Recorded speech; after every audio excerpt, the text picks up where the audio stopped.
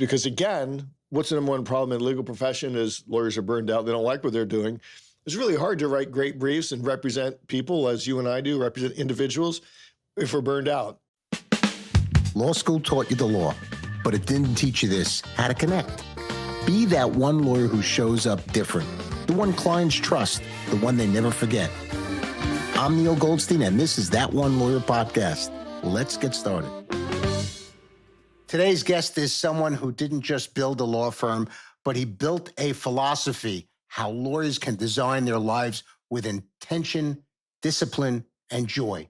Ben Glass is a nationally recognized personal injury lawyer and disability lawyer, the founder of the Great Legal Marketing Company, a prolific author, podcast host, and mastermind leader. But more than that, he's someone who believes that the practice of law should serve your life, not the other way around. For over 40 years, Ben has taught lawyers across the country how to market with integrity, lead with values, and create systems that support freedom, not burnout.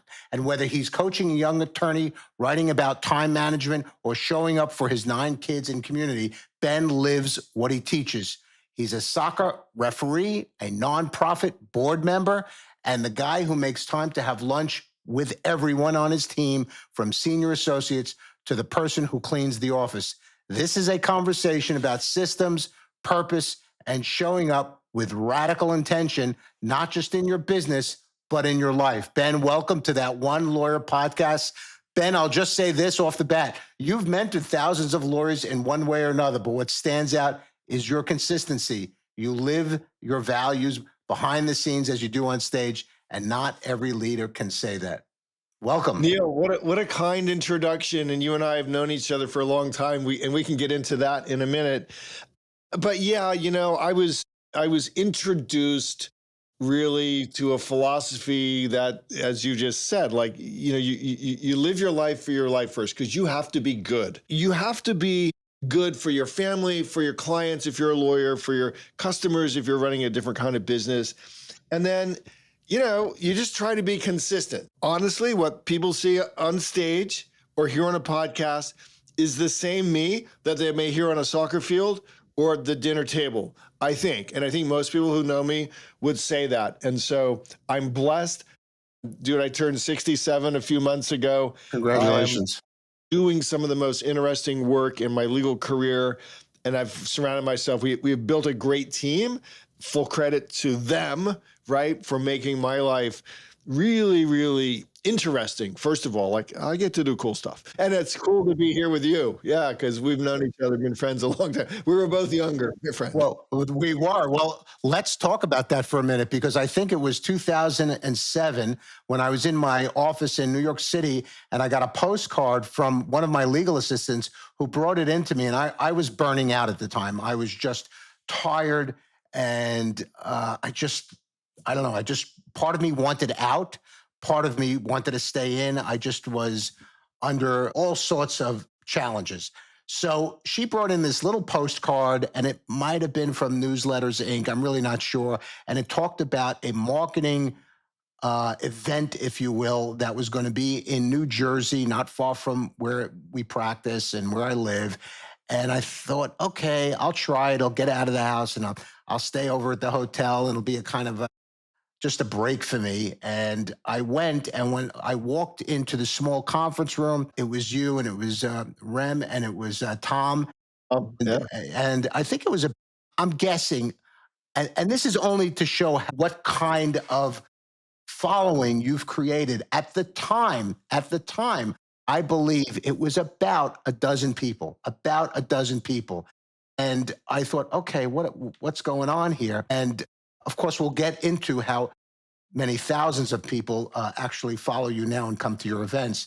But why don't you tell everybody your backstory a bit? Because you've got a great one.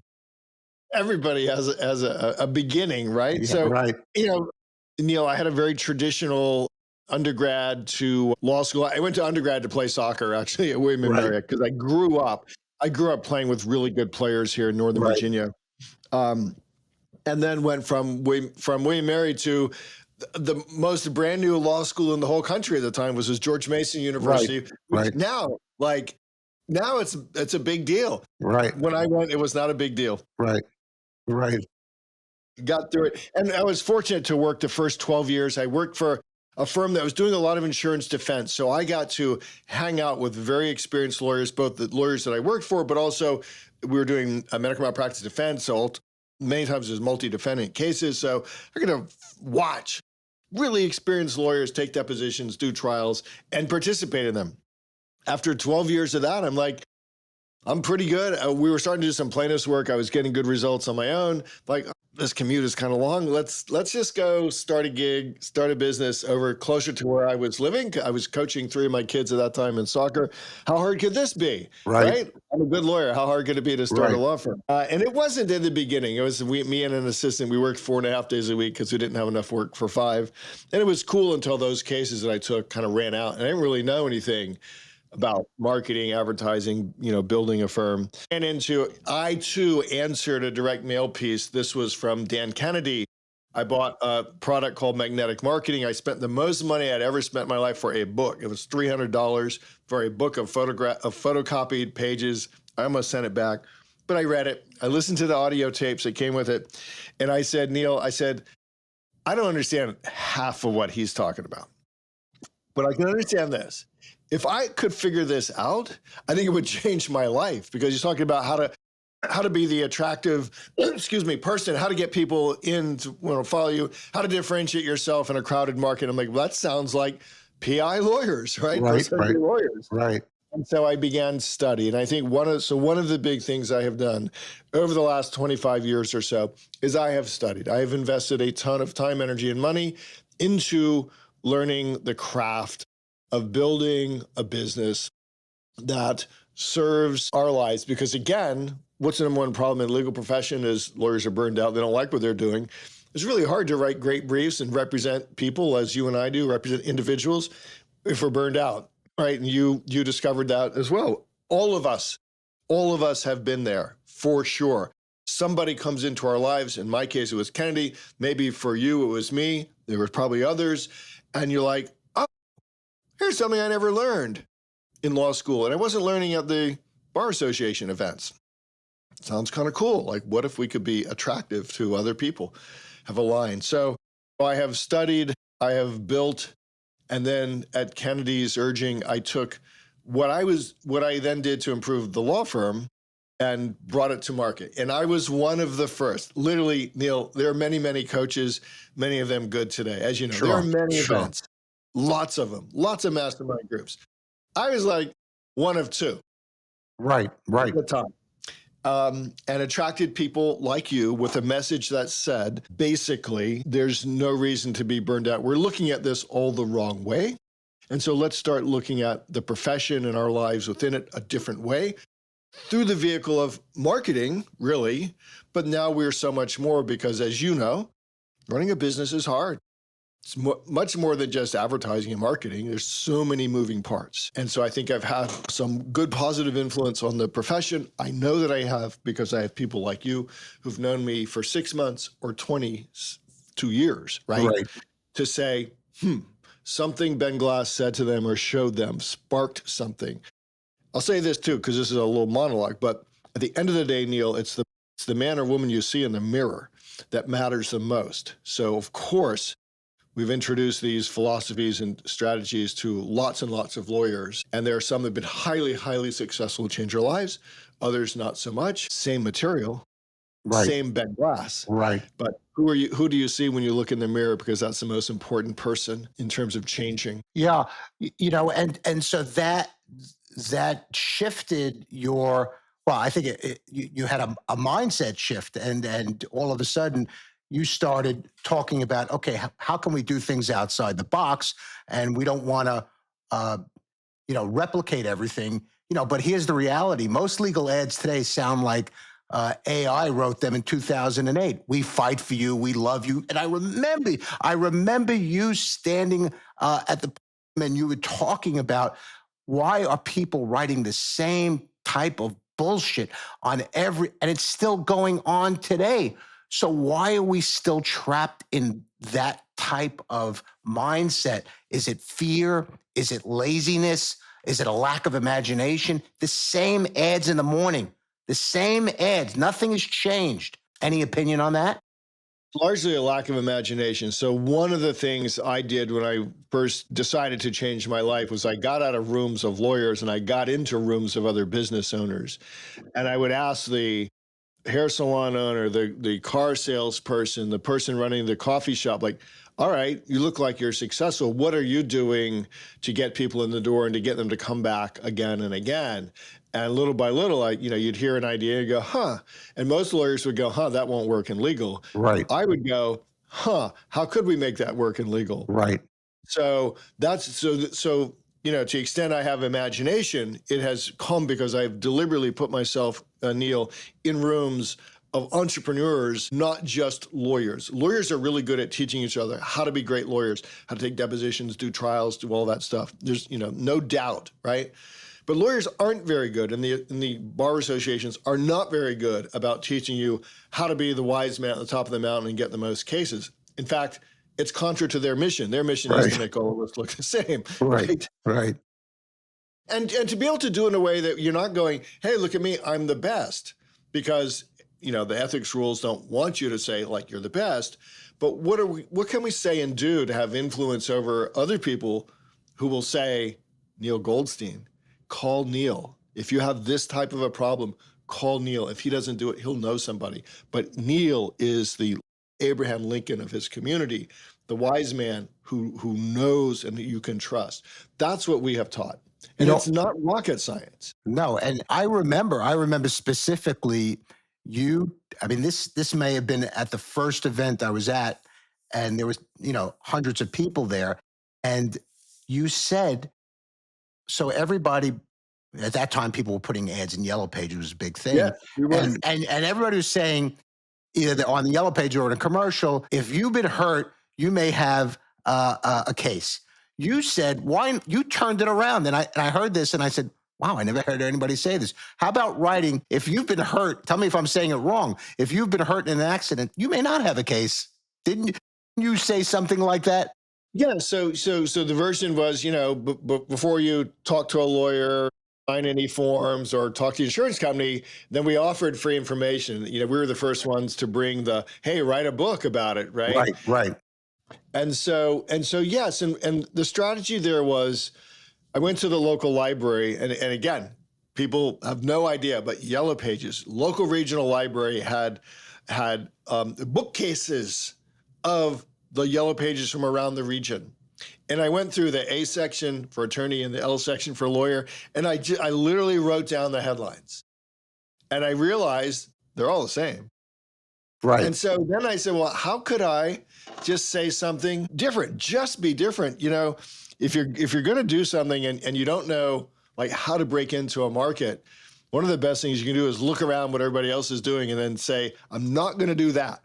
I'm not really sure what I am going to do, but I'm going to start with not doing that same message. And look, to be clear, if you have the money to be the top spender in the market, you can get away with, you can be highly successful with, in a crash, get a check type advertising for sure. But by definition, most of us are not the top spender in a market. And so we need to learn how to do grassroots, authentic relationship building marketing. Right. Which leads me to the next question, which is the fastest growing law firms today aren't always the best. They're just simply the loudest. So what do you tell younger people today that don't have those dollars about how to move forward around clarity, service, and systems? But let's be blunt. Does integrity still sell? 100%, 100%. So this is a life philosophy that happens to apply to the question you just asked, which is this, like Neal, like I wake up every day thinking, I'm going to talk to Neal Goldstein today. All right. What can I do for you first? That's a different conversation at a social event than, hey, I'm a PI lawyer and I'm great and blah, blah, blah, which is the only conversation that happens at most lawyers events, right? They're either telling you about their biggest verdict, because someone's been seriously hurt, which is kind of bad, or they're complaining about judges or insurance companies, right? No one's going around going, Family lawyer, great. What kind of client is your best client? What are you trying to solve for now? What's your biggest challenge? And all right, well, here I have a book or a resource or something. I will try to pour energy into you. So what I teach young people, Neal, I get to speak, I'm blessed, high schoolers, college kids, law students, put energy into the world first. The world doesn't owe you anything, right? You have to put energy into the world and it will come back to you. So, and anybody can do that. You don't have to be a millionaire. You don't have to have any money to ask curious questions and try to think, how can I make this person's life better? Now, then it's keeping track of, as you know, the big thing I've taught for over 20 years is like your list is the most important thing in the world. And so as Neal Goldstein comes into Ben's universe and I know what you do and where you are and all those things, I'm making sure I'm trying to stay in front of you in an interesting way every month. And Ben is old. Like I'm talking print newsletters. I'm talking physical books. And honest to goodness, I love my young digital marketing people at my firm, but all they want to do is email and digital marketing. And I'm like, the mailman, he's going to be your favorite person. I've always, and I talk about this often, how I probably knew this for a long time, but I didn't really speak about it publicly. And maybe you can enlighten me on your position about why I feel this way. So many lawyers disproportionately have this ego problem, and they actually lead by ego. And sometimes it works for them, but is that really what we want to do? Is that what we want to do? We want to meet somebody, and the first thing we tell them is, okay, this is the verdict I got. I got this great settlement that nobody could verify, but I'm telling you I got it. Here's my website with a list of 500, verdicts and settlements that we got. Let me tell you something, Ben. I've been doing this 35 years. Never did somebody come into my office and ask me, hey, by the way, can you give me a list of verdicts and settlements you got for the type of case that I have? Nobody. So why do attorneys still do that? Why is that so important to them? One, because they have never been introduced to the other alleyways and pathways of other interesting things. So the thing that's worse than what you just described is someone says, oh, and this is a great case because the person lost both of their legs and they got a brain injury. It's a great case. Right. It's a really sad thing that happened. Right. In large part because they haven't been taught, and they don't have the courage to show up differently. Most consumers, we think, still want to know that you have some experience doing the thing, solving for the problem they have or the opportunity they have. However, having said that, we believe more and more in 2025, in our experience now is that fewer consumers seem to be shopping. They have pre-shopped. They pre-shop because when you and I were young, they had to come into an office and talk to us. Right. Today, they can go to 10 websites and watch 40 YouTube videos in 2 hours and make some judgments about who they may trust. So I don't know, the answer to why the ego, why that is still a big part of lawyers' conversation. It may be that this is just the way the non-entrepreneurs talk, and they're talking to someone else who's just going to go, but mine's bigger than yours, right? And so it just that's exactly what it is. Look, as you just alluded to, you've written books, No BS, Time Management, which I'll ask you about in a minute, and you've taught seminars, you have great mastermind groups, and you have great legal marketing events. How has that evolved in the last 20 years? I know what it was like 20 years ago. How has it evolved for you, if at all? So in one sense, not at all. We're still talking about the science of attracting and maintaining the attention of somebody, right? And how do humans respond? So that's simple, consistent, and then how do I stay in front of you, as I said, in an interesting way?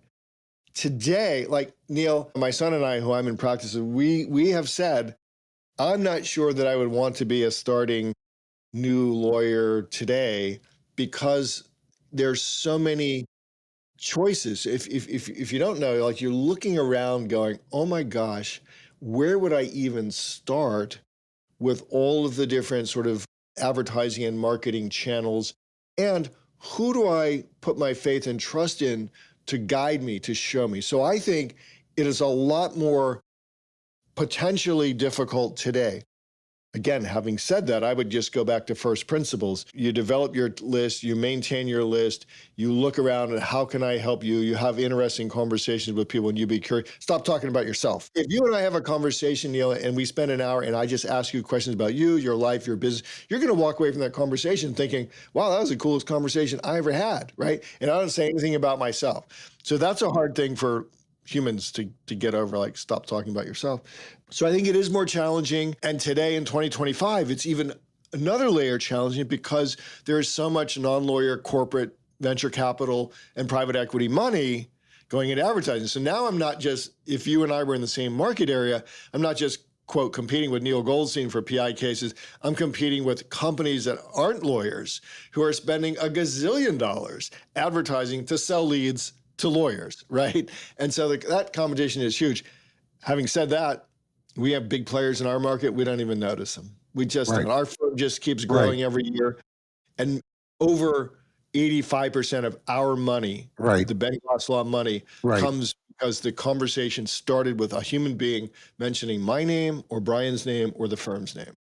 You know, when a young person asks me, you know, I have a limited budget, where do you want me to put my money?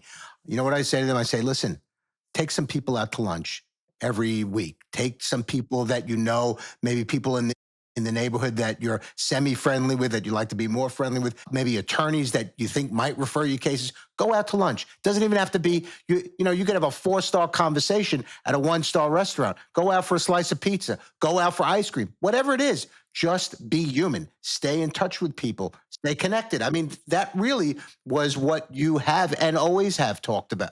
You know, 100%. And so it is, the work is in the time to be interesting without talking about yourself. And I believe, and I've said this enough times, I think the way to be interesting is to be really curious about the other's life and the other's business. Yeah. And, you know, I also know what I know about you is having been at your events and having talked to you numerous times and having been a guest on your podcast, I know that you do a lot of work outside being a lawyer.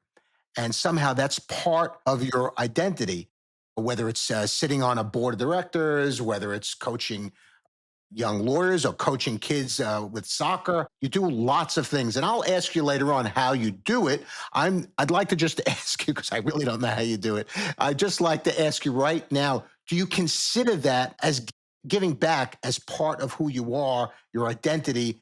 And has it really registered with, and I'm sure you give that advice to other people as well, does it register with other people? So first of all, philosophically, I don't consider it giving back. I don't owe anything. I didn't take anything. I earned. And other people along the way helped for sure. Right. So I do things that I think that I'm good at. And everybody has a unique set of gifts, talents, and interests. And I believe that I was put on earth to use those. So rather than go develop something that I'm not very good at, and the funny thing I say is like walking through Home Depot gives me hives. Like I'm not a fix-it guy, right? But I do have some gifts and talents, and I believe I put on earth to do those and to do those really well. And the other place lawyers, I think, get stuck a little bit, it's funny because you talked about the ego thing, and the ego thing is true, and yet they're very shy about talking about their personal lives, their other interests. I call it like the many different realms of Ben's life, because it's really hard to have a bad day because all of the realms, whether it's CrossFit or refereeing or doing work at church and things like that, like they'd all have to go bad, and it's really hard for them all to go bad on the same day. And here's the important thing, Neal, is that most people don't need a personal injury lawyer or a disability lawyer today. They don't. Right. Fortunately, they didn't have an accident and they're healthy. And so I want people to be able to know me and remember me in an easier way. The old guy who does CrossFit and for 51 years has refereed youth soccer and high school soccer, you know, for many of those years. The guy who is on boards the guy who will host a little mastermind meeting in his office of non-lawyers and say, Neal, like, how's the pizza shop going? Like, again, what are you working on? Right. And when you're known that way, it just sends a whole bunch of, I believe, like trust clues into the world, so that when somebody needs a lawyer, we want them to call our office. There's a bazillion things we don't do, but my Rolodex is really big. And if you need a divorce or a will or, whatever, a business formation, like I know the guys and gals who you can trust. And so now you don't have to go through your own vetting process because the name is coming from Ben Glass. And so that's why sort of A, having different realms of your life, and B, being brave enough to talk about them. And not everything is like happy face on Facebook, right? So we talk Right. about our challenges. Right. So I had Right. triple bypass surgery Right. just over a year ago, Right. right? Right. Yep. I did turn that into a marketing event because I decided before the surgery that I was going to have the fastest return ever to CrossFit and refereeing. And so, but that was, it's a mindset. I got to be positive. Right. Right.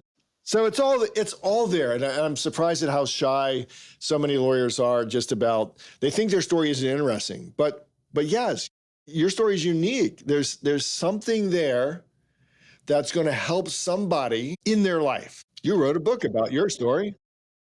And it's funny that you say that. When I wrote my book and I was about it, I was at the end, and I remember calling my daughter, who was at the time was only 20 or 21 years old, and I said to her, Sari, I don't think this is going to work. Who the hell is going to want to read about my story? There's a million stories out there. And she said to me, she says, have you read it? And I said, yes. And she said, and do you like what you read? And I said, yeah. She says, then just do it. You're already here. Do it. And I'm not to go into a long story, but within a day or two of it being out there, I got a call from one of my wife's friends, not even somebody that I was really friendly with, who said, Neal, we went through a good part of your book, and we think that tonight when we go out to dinner, we've got to talk about relationships, the relationships that we have. Are they genuine? Are they authentic? And when I heard that, forget about anything else after that. I said, you know what? It reached one person. Somebody got it. So yeah, what I try to tell people is what you do. I say join groups or organizations that have nothing to do with the law. Things that you like. Don't do it to try and get cases, because people will read right through you. If you're joining a civic group because you think you're going to get cases out of it, come on, man. The people know bullshit when they see it. On the other hand, if you're joining a group because you have an innate interest in that group, maybe you're joining a multiple sclerosis event because your mom has multiple sclerosis, people will look at you as being authentic, real, and you'll wind up, somebody will say, hey, Neal's a lawyer. That's the way it goes. Everybody could see bullshit. Correct, Ben? And your life will be better because it is interesting. Again, Right. go ask curious questions. Like this is the lost art of asking a great follow-up question and listening to the answer. Right. How are you? Neal says, oh, I'm fine. Great. Let me move on. Like, no.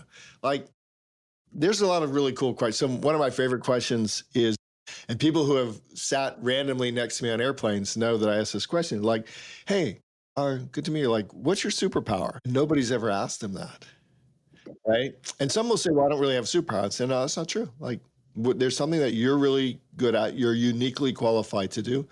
I like to ask people that question. And once I had a long cross-country trip, sat next to this woman, and turned out she was like an internationally famous pain psychologist. And she was coming back from Europe where she had lectured, and she just got really excited about talking about the science of pain and the brain and things like that. It's fascinating. So it's a level better than how are you?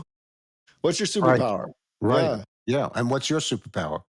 My superpower is inspiring people to be their best person, right? To get each person, Neal, to see that they're unique, they're loved, they're beautiful, and that there's something in them that the world needs.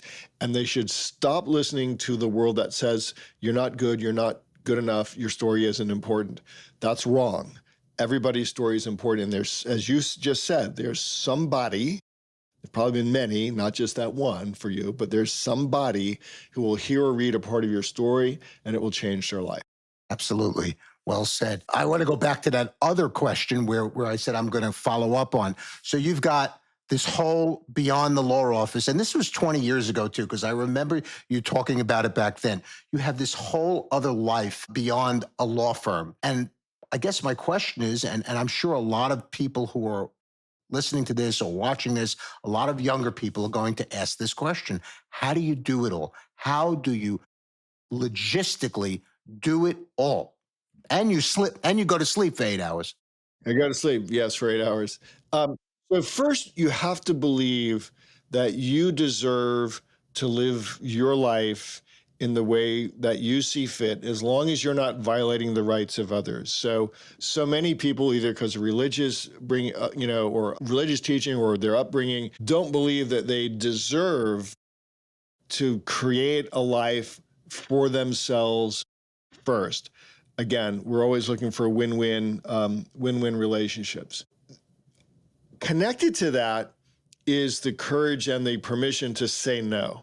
So what happens? So people who are successful and get stuff done get asked to do a lot of stuff. It's never ending set of committees and boards and things like that. Right. No, no, because here's the thing I think that people will understand and take. You've no control over who you were born to, when you were born, into what country, what family. Zero control over that. Some control maybe over how many years we get. Who knows? I was perfectly healthy. I had critical heart disease. I'm still here, but we don't know. So you don't know how when your end day is, and I believe you deserve to live your life for your own happiness. Again, if you're happy mentally, physically, financially, emotionally, right? The world is just going to be better by being around you. And so I think you start there. The thing that I've gotten into your question, how do you get it all done? The thing that I've learned and continue to learn is how to delegate, how to trust that I'm not the best person to do all of the things in my life that I need to do to keep my life running, right? Right. So I've learned it's okay to delegate, how to find great people to delegate to. And when you find someone who thrives on doing the things that you're not good at or don't like doing, but have to be done, house maintenance, exterior, stuff like that, like not my jam. But I find the guy who's got this business in the neighborhood who's really good at that, right? His life is made better because I'm paying him. My life is made better because I don't have to do it. And so 1 + 1 = 3. And that's how we build the world. So, again, I've got about 8 or 9 sort of different realms in my life. And I've got probably 9,000 things I'm not good at and not interested in. And I'm not ashamed to say, I'm not doing those things. So you mentioned, I know your health scare and how you recovered wonderfully, thank God. Has that shifted your mindset at all? No, I really don't think so, because my mindset already was what I just said to you. You really you don't know the end. I think the interesting thing, so what the public service announcement, and guys in particular, listen to this, is that I had triple artery disease. It was critical. They would not let me go home when they discovered it, but it was discovered by accident. It was discovered because I had a curious doctor who said, go get this test. And here's the test. It's a coronary artery calcium scan. Mine was off the charts high. I then had a series of kind of ambiguous results with stress EKG and stuff like that. But my cardiologist was also curious and says, no. Says, I don't want you to be like the 1 in 3 million with zero symptoms. I had zero symptoms. I was doing high-end CrossFit. I was refereeing. I was box jumping, all that stuff with critical heart disease. And so fortunately, and here, I live in Northern Virginia, so we have access to great medical care. Had a great team of doctors who operate on me. And I made a determination, again, on the weekend that they would not let me go home from the hospital. I'm like, well, all right, let's just make this the fastest return ever. Like, how do we do that? Like, that was my questions in the hospital. Like, what's the path back? And every single person I spoke to their credit, was like, oh yeah, you will be back. Like, you'll be better than you were before. Because even though you don't have symptoms, like, it actually is affecting you. Okay. So that was cool to have that team on my side. Didn't really change anything because, again, I have a firm philosophy that, and when you have a philosophy and it's real for you, it doesn't change by the circumstances. Right. Now, I know from a few friends of mine who've been associated with your mastermind group that you run a really tight, good, and people look forward to going to your mastermind. Can you tell some of our people that are watching, our lawyers, young lawyers, what a mastermind is and what it can do for them? Yeah, so properly run. So we have 2 groups here at Great Legal Marketing.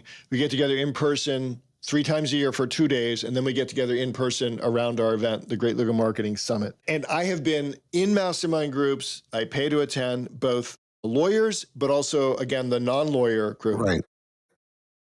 What it does is it gives you an opportunity to be vulnerable with people who understand what it's like to run a business and to say, I'm struggling with this. And somebody in the room, and usually a combination of people, have struggled with this because business problems are business problems. Lawyers are really no different from everybody else. We all Right. have these same issues. And Napoleon Hill wrote about this in Think and Grow Rich and some of his other works. Is like, it's when people get in a room and the 1+1 becomes 5 because there is a third body in the room, a mastermind, which is you hear a spark of an idea here, a spark here, someone else gives you this. And all of a sudden, you're like, the problem I thought I had wasn't actually the right question to ask, but let me go work on this. And so that's what we do. So our mastermind groups, everyone gets a chance to present like, hey, share a resource, share a win, bring us up to date where you are. So we're pretty open with firm financials and stuff like that. We talk hiring and firing and compensation plans and scaling plans. Or at my age now, there's a bunch of us who are like, what's the transition plan? Like, how do we Right. sell what we have built or transfer it to someone else? I'm fortunate I have an insider, right? Brian, my son. Right. So in a really good mastermind group, like the leader has curated the group. And so you want people in there who will ask curious questions and weren't there just to show their ego. And they kind of like stay away from me because it's just not a good vibe for us. And they know that. And they want people who will hold you accountable because Neal, we take notes. And today it's even easier with AI and stuff like, Neal, like in January when you were here, you said you were going to do these 2 things. Like, give us a report. Did you fire Susie yet? Because you've been talking about Susie for 2 years and she really isn't a good fit. And so we hold each other accountable that way. So you take the hot seat. Somebody takes the hot seat, yeah, and they'll get both, critically good advice, and sometimes it won't make you happy, and sometimes it will make you happy, but it'll be honest and truthful. And so, I'm thinking about the time that I first met you. I was really burnt out. Now, according to ABA, that over 50% of lawyers, I think it was 51%, are actually burnt out, and 1 in 5 actually leave the profession. So, what's going on? Is there a way to kind of help people from getting burnt out? Yeah. So first of all, I think it's important to look at the literature of other occupations, and you'll find that lawyers are pretty normal. Like if you just do broad surveys of people and their happiness in their job, you actually get those same numbers. And I think that with lawyers in particular, again, one of the saddest things I do, so in my disability practice, my long-term disability practice, I represented, let's just call them like 30-somethings, mid-30s, big law lawyers who are burned out, very smart, Harvard law, right? Make a lot of money, doing really cool work, totally burned out. And I say to them, whatever, let's just say they're making 250 grand or something. I'm like, there's a lot easier ways to make 250 grand than what you have just described to me. And Neal, they'll say, no, there isn't. And I go, I think you're wrong. Right. And so the sadness is through their path through law school and through the profession, they have never seen the alleyway that you and I walk down. The small firm, pick your niche, be really good at it, develop relationships niche, where you can, again, we're in America, you can make as much money as you want, right? Right. And it doesn't matter the practice area. Like we have lawyers in bankruptcy, Social Security, disability, personal injury, business lawyers, business to business lawyers. That doesn't matter. So I think that's the sad part, Neal, and that's the message I and now others bring to the profession. Although honestly, I do think that we bring this message the best is that you can have great joy. And now we have we'll show you the model for working in a small firm or starting your own firm and making a decision I'm going to serve this kind of client. So I'm going to develop marketing for this kind of client, and I'm going to just repel everybody else. But lawyers are really, if you read the dental industry and, the guys and gals who are coding computer software programs, about half the people don't like what they're doing. Well, I would agree with that, except obviously I'm exposed to many lawyers. And so it seems like, wow, this is unbelievable. And part of it, I think, I don't know. I mean, you go on, let's say Instagram, which I'm on often, you swipe to the right, swipe to the left, whatever it is, people, you look at lawyers who are, sitting on their yacht or their boat, or they're in the French Riviera, And young lawyers are saying to me, how do they do that? And I say, well, half of them don't do that.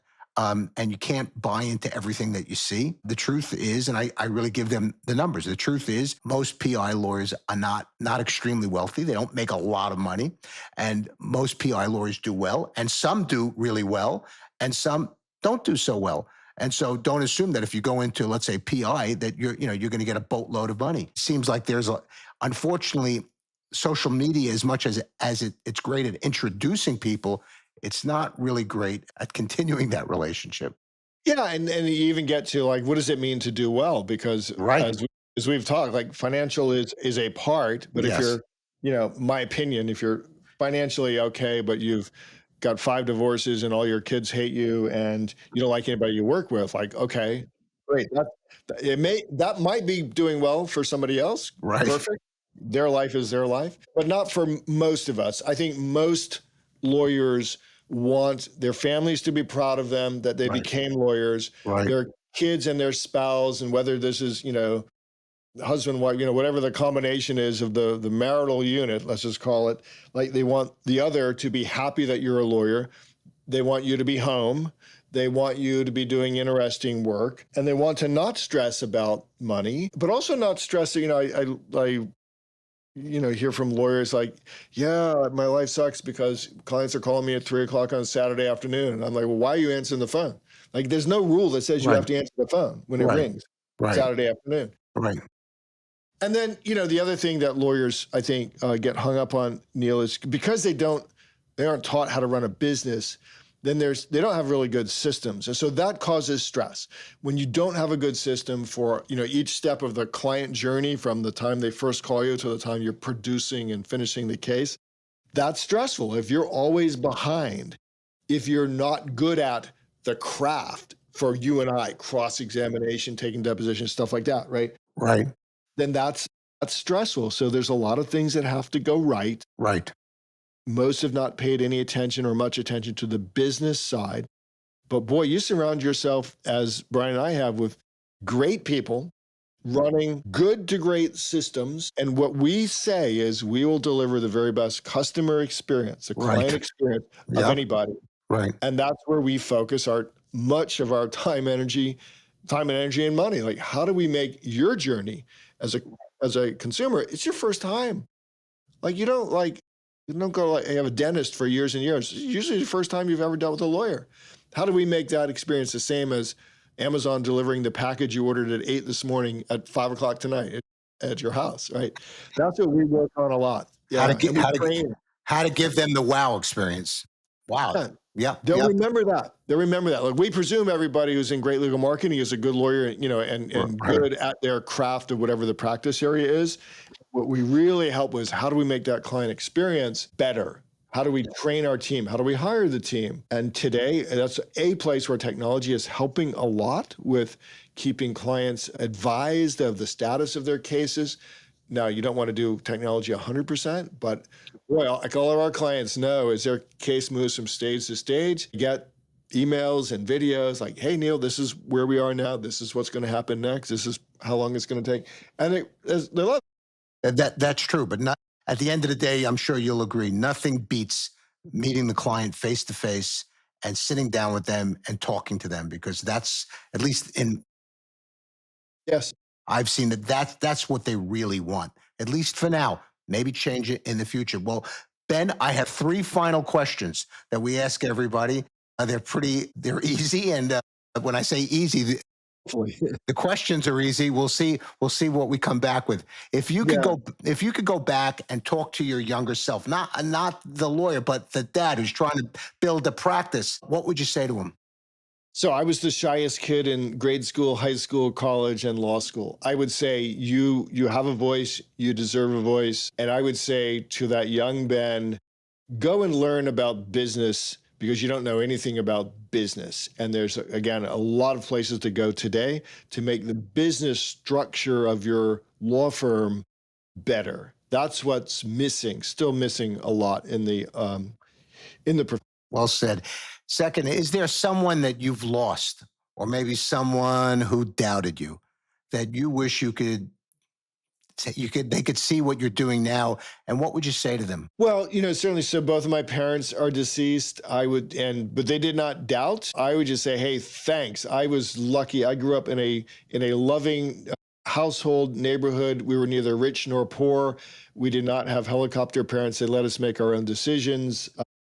And so I would just say, hey, thanks for that. I grew up in quote unquote Americana, an Right. Americana neighborhood with children who played sports, and each parents, like, they watched out over everybody. I know it Right. sounds weird today. Yeah. We were allowed to ride our bikes around town. I would just say, thanks for that. Like, thanks for giving us, my brothers and sisters and I are still great friends. Thanks for giving us that That's great. foundation. That's Yeah. how nice is that? And a lot of young, as I said, a lot of young lawyers are listening today. And what one piece of advice would you give them to make them that one lawyer that stands out? I would say, again, to learn, we've talked about this, to learn to ask curious questions. So here's my point there. I give great legal advice, great advice in the disability space. But most of my conversations with my clients, I talk to doctors all over the country, and other high-end professionals. Most of the conversation is about their lives. Yes. And what are we going to do next? You can't do Yes. your thing. You've got a tremor. You can't operate anymore, whatever that is, right? I ask curious questions. How did you get there? What are we Right. going to do? What's the Right. next stage? Right. It goes back to your statement, Neal. Like, be a human being. Like, let's learn to be real human beings. And not everything is a 27-digit, text or something. So if Ben, people want to get in contact with you, if they want to be part of Great Legal Events, if they want to join your mastermind, I suggest everybody go to Great Legal Marketing Events. They're great. They're fun. You meet lots of people. That's key. Yeah, I mean, come to our summit this year. So we have my mentor, the guy who changed my life, Dan Kennedy, is our keynote speaker. So if you go to glmsummit.com, we're right outside of Dulles Airport in Northern Virginia this year. That's really going to be the place to be. If you would just like to, if you're listening to this and you like what you hear and you would like to get some one-on-one time with me, I developed this program called Lunch with Ben. You can find it at lunchwithben.com. And some people do think I'm crazy for doing this, but I've got the time monitored. And if you'll make sure that a salad or a sandwich shows up at my desk and we show you how to do that, I'll have a one-on-one conversation with you on video, on Zoom, just like this, because I'm going to eat lunch every day. I'm going to probably eat it at my desk. And I love talking to people from high schoolers to retirees who are thinking, what's next in my life? So lunchwithben.com. I'm crazy. My EA, my executive assistant, will say, what did you do? I said, I was on Neal's podcast, and I gave out the URL again. Yeah. Well, I hope he doesn't think you're crazy for being on my podcast. But when I first saw that, that you put up Lunch with Ben, I thought it was so great. Again, even 20 years later, outside the box. I love it. I think I told Jen that. I said, that's really, really good, really smart. I love that you did it. And it just reinforces the type of person that you are. Thank you for being here. I had a really, really nice conversation, and I appreciate all that you've done for me and all that you've done for everybody else. Thanks. It was fun, Neal. See you soon. If something here hits home for you, this time with don't keep it to yourself. Tap subscribe. Ready to stop? Drop a comment and share this with a lawyer who needs to really hear it. This is That One Lawyer Podcast. See you next time.